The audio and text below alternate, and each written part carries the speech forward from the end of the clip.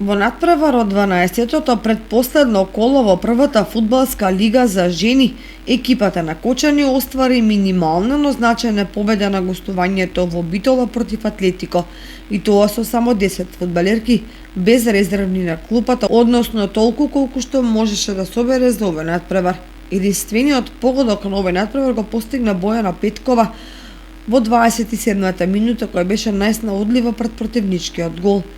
Со оваа гостинска победа кочанчанки ги изголемуваат шансите за опстанок во прволигашката конкуренција, што е императив за клубот.